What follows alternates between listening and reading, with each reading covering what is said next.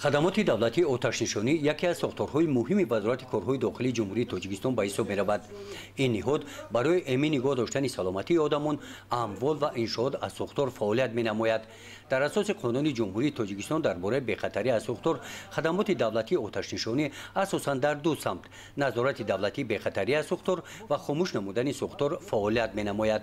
در قسم آتش‌نشانی ناحیه واسع در سمت پیشگیری از ساختار جهت رعایت نمودن قاعده‌های ضد ساختار و بلند برداشتن سطح معرفت ساکنان دقت جدی داده می شوند. چاره‌بینی نوبتی پروفیلاکتیکی مشق تاکتیکی که آخرهای ماه اوگوست دایر کرده شد، عاید پیشگیری از ساختار در بیمارخانه مرکزی ناحیه و امین نگاه داشتن مال و اشیاء مؤثر به حالت‌های آماده باشی هنگام سر زدن حادثه ساختار چگونه کارمندان آن آماده میباشند را در بر میگرفت. طبق نقشه پیشکی مشق، کارمندان قسم آتش‌نشانی ماشین یاری تاجیلی به جای حادثه شرطی در وقت پیش بینی گردیده آمده رسیدند. طوری در جریان برگزاری مشق معین گردید در بیمارخانه مرکزی ناحیه جهت پیشگیری از حادثه‌های ساختار شرایط‌های لازمه مهیا کرده شدند. از حساب کارمندان بیمارخانه دسته اختیاریون تشکیل گردیده است که وظیفه نزدشان گذاشته شده را هدفمندانه و خوب هم بهاگذاری کردن اجرا کرده می‌توانند. طبق نقشه چاره‌بینی شعبه خدمات دولتی آتش‌نشانی منطقه کلوب امروز ما در بیمارخانه مرکزی ناحیه واسع مشق تاکتیکی آتش‌نشانی گذراندیم.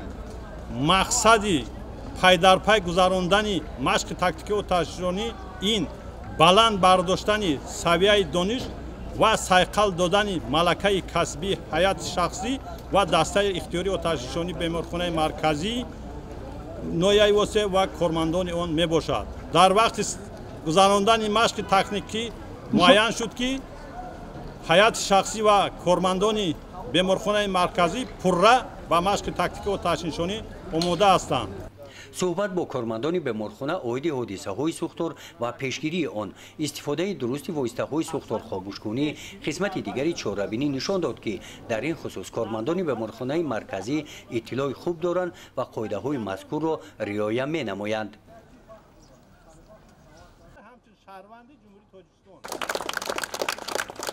در جنبست چاره‌بینی برای اشتراک فعالانه به اشتراکچیان بهترین سپاسنامه‌ها تقدیم کرده شدند. گزارش خواجه نظریف خدای نظر ظهروف از ناحیه واسع برای برنامه اطلاعاتی نوید.